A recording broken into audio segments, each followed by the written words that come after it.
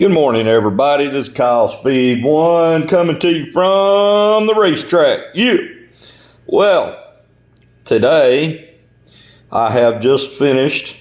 There's a few little tidbits of things that I want to do with the rest of this project to this Fly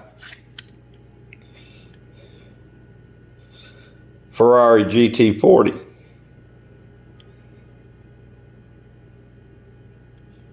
Well, let's see what changed. There's nothing about the body that's changed.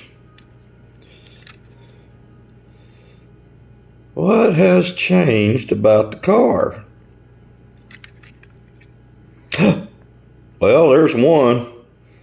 It's got a slot invasion guide on it with 10 copper braid, and ta-da!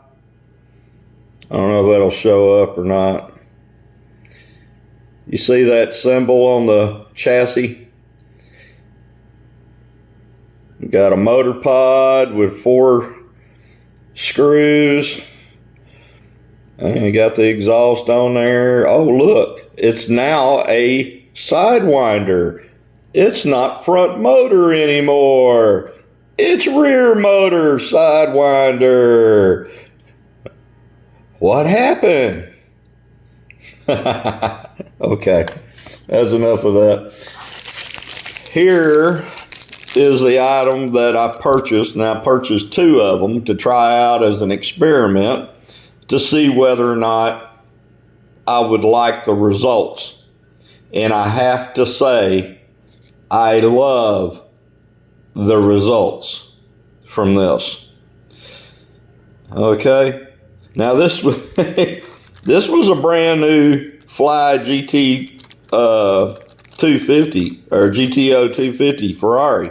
Okay, well, it's certainly not new now, but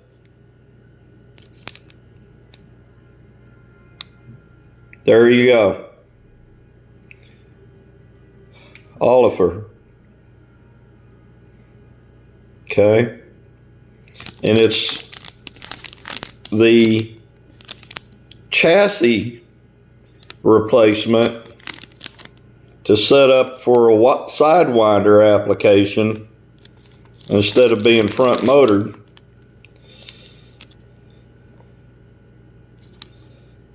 For that particular car. Yay! You see how it has the holes back there in the back for the exhaust to be put in. Okay, so save those little items like the exhaust because you can reuse them. I reused the tires and wheels from the original chassis. Later on, I would like to be able to buy some of those BRM aluminum wire wheels for this thing and put on a set of super tires, silicone super tires on the rear of this and see what kind of result I'd get out of it. But so far as it is,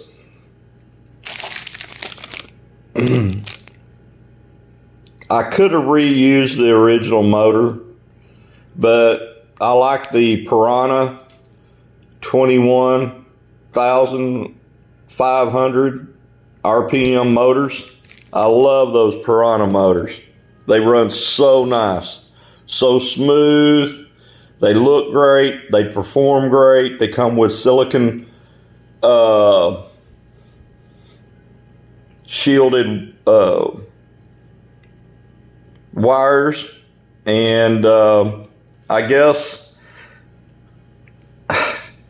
I could write, and I might do this on another video because I'd like to show you the modifications that I had to do to this car in order to get it to where it's at today.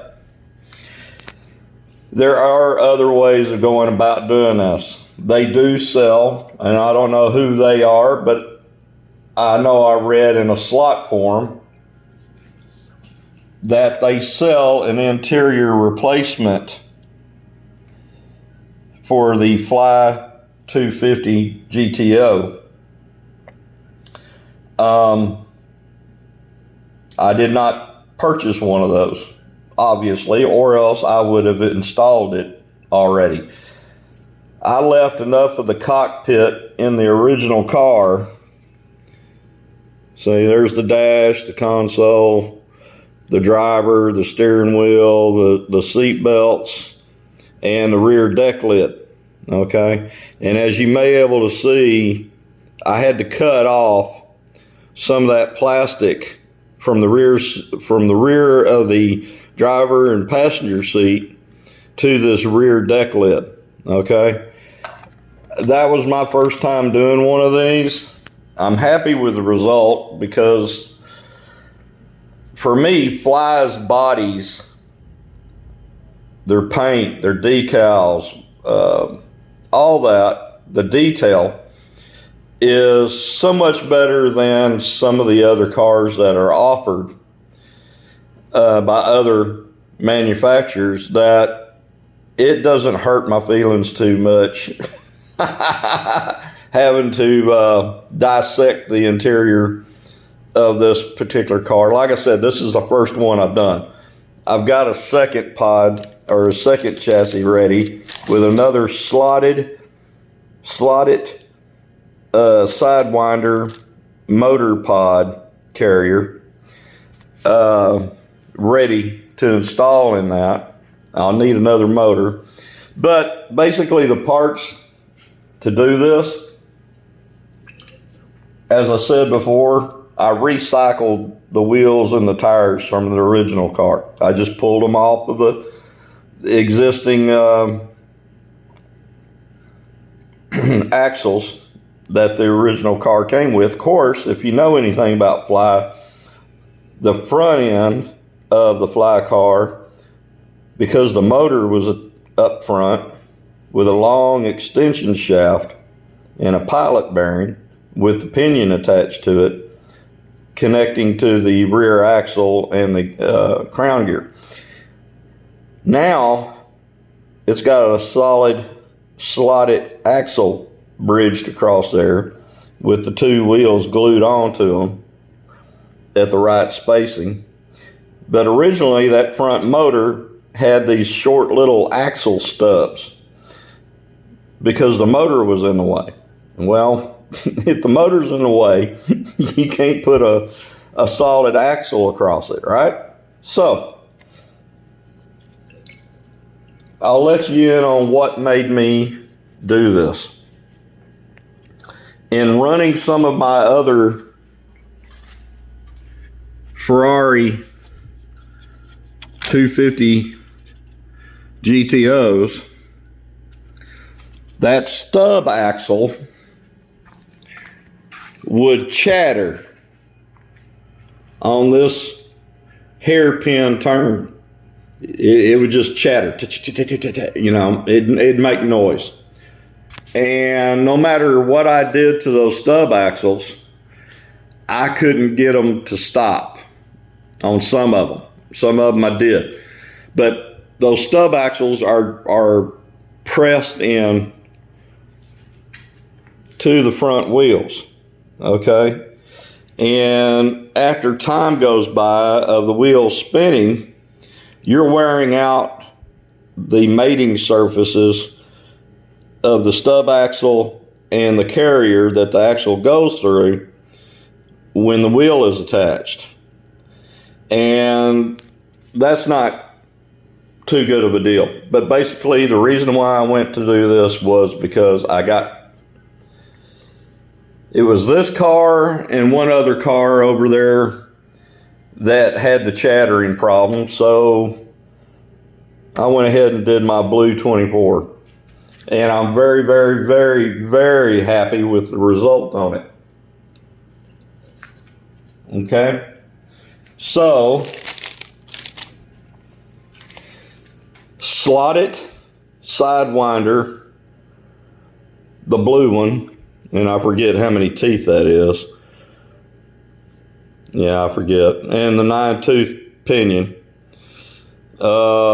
Slotted pod, Piranha 21,500 motor, slotted big head flat screws, so the pod could be adjusted for float. A slotted solid axle, hardened axle on the front with the original wheels pressed on, and a slot invasion guide. Okay. And then, like I said before, I just reattached the exhaust pipes to the new chassis. Okay. I didn't have to make any modifications to the chassis. It bolted up just like the original chassis. Okay. So, I guess we'll try a demonstration. We'll see if Murphy's Law is not active today. I've already ran this thing in for 2 separate 20-minute sessions with the throttle press, and so far so good.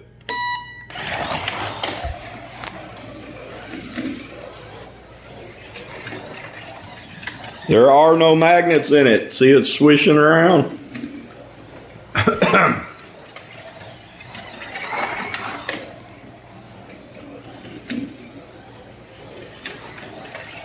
I can put a slotted magnet in it.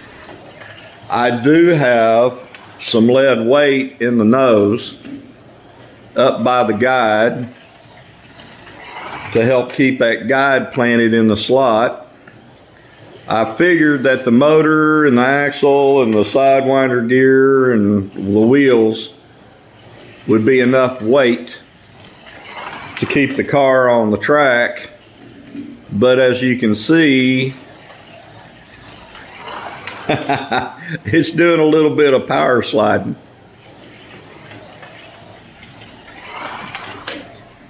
I want you to listen how quiet it is.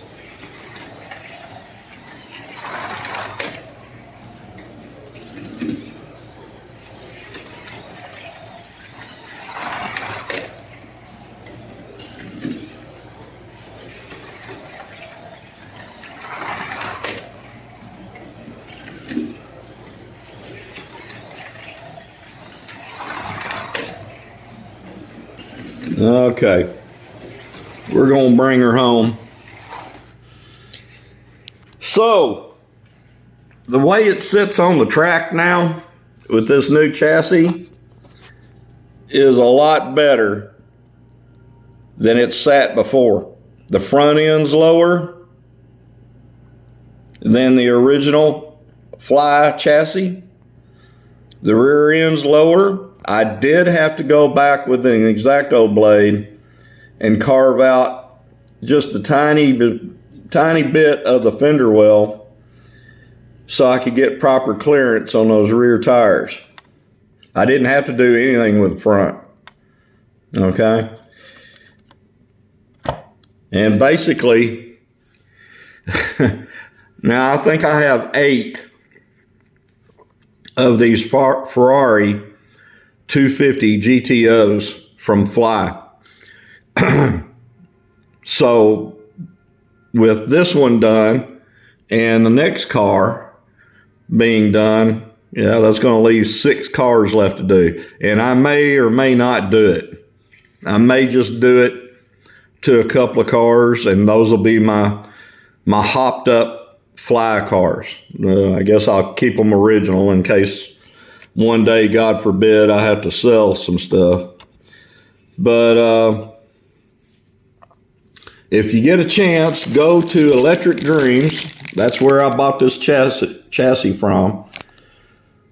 Electric Dreams. They're located in California for everybody. And that's the part number up there, C640011. made in the European Union by Olifer PT. Okay? And I've had 2 cups of coffee, so that's why I can't stand still and I'm shaking. But I have to tell you, I am greatly impressed with the way this turned out, thanks to this chassis. And as I said earlier, that Piranha 21,500 RPM motor, y'all, if you haven't tried them, you need to buy at least one and then press your new pinion on there and set it up in a car and see what it is that I'm yapping about. I believe I haven't had any problems out of the Piranha motors. As I said before, they have a white end bell where the brushes are at, and they have a gunmetal gray metal can to it. You know, of course, they're bushed and all that, but I just love them. They are excellent motors, and if I had my druthers, I would replace every motor I have in every car that I have with one of those Piranha 21,500 RPM motors. I would. I absolutely would. Now, I alluded to earlier that somebody makes a replacement cockpit driver's area for the Fly Ferrari GTO 250, because you will have, if you don't, and it's made out of Lexan. It's formed plastic, vacuum formed Lexan. I guess, really thin stuff, lightweight and thin, which means you'd probably just have barely the shoulders, maybe a little bit of the arms, and that's about it. And, you know, of course, the driver's helmet. This one here, he's still got his legs. he's still in the car. But I did have to cut out some sections of the original interior of the car in order to get it to fit around the motor and have no obstructions. And like I said, in a later video, either later today or maybe tomorrow if I feel like it, I'll take the car apart, show you where I made my cutouts on the interior. And of course, if you know, you know. If you don't, you don't. These cars have molded in plastic nubs where the glass and the interior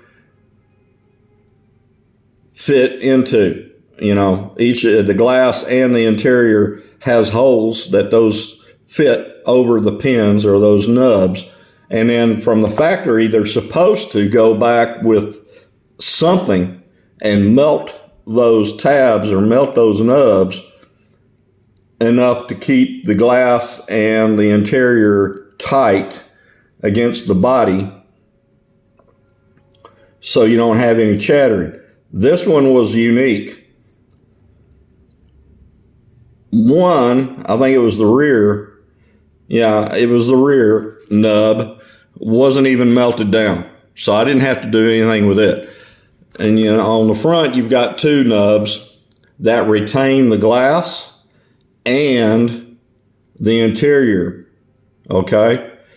Now, what I did going back together with it, because I had to scrape off the melted part of those nubs, and in order to get the driver's area out of the body. Okay, you have to do that when you're taking one of these apart all the way and repainting or doing modifications like this. So what I did was I came back with some medium super glue, and I very carefully glued the glass back in. And I did the same thing with the driver's area. There's no shakes, there's no rattles, it doesn't make any noise. The noise that you heard while I ran the car, that's all it makes. And as I said before, I am completely happy with this modification. Some would say I destroyed the car. Well, I like doing experiments. I like doing modifications. And, you know, yeah, you might be right. Because some of these fly cars are becoming more and more hard to get. Okay? And that's why I said I may just end up doing only two. This one and the brown one that I have. It's got a white roof on it. Those who know what I'm talking about know the car. So that's basically it. As you see over here,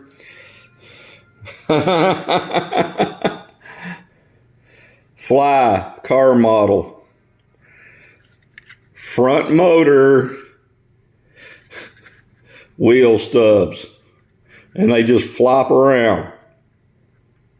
They just floppity, flop, flop, floppity around. And even this one, on that hairpin turn, will sit there and chatter. I could actually see the front wheel, the left front wheel, chattering along the track.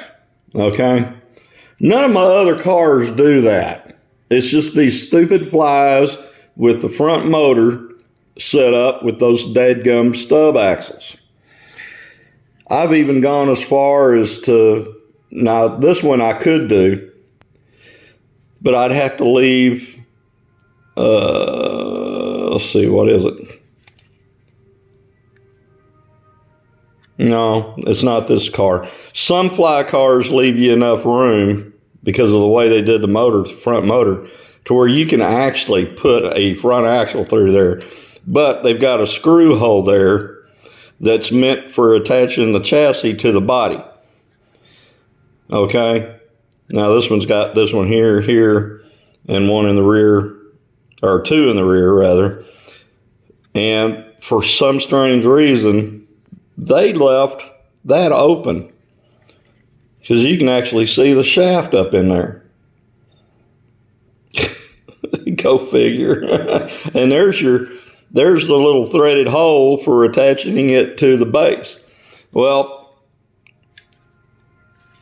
this car wasn't brand new. It's not dent and dinged up. It was well taken care of. And I like the style BMW. And I got it for like $20, not counting the shipping and the tax. So basically, I more or less got a good deal on that Beamer. Plus it goes with my other Group 5 cars, which I have a Warsteiner, a Fly Warsteiner car also. So now I got two BMWs. I've got the two Lancias over there, and I got a couple more. But this beauty here is the prize of the day. I love that metallic blue, the big white stripe. It's just it's my favorite car. If I had the money to buy a Ferrari 250 GTO, I would have already bought one. But I'm a poor boy who's now retired. And, you know, I got to watch the money. But that's about it. Like I said, I'll post another video showing the car apart and exactly what I did in cutting out some of the interior. I tried not to do a hack job on it. But, you know, as I said, you're kind of blind fitting that driver's area against the chassis. And through experiment, I got to where I was at by nibbling away the plastic until the body would go onto the chassis without any interruptions, without any interference from the body. So that's about it.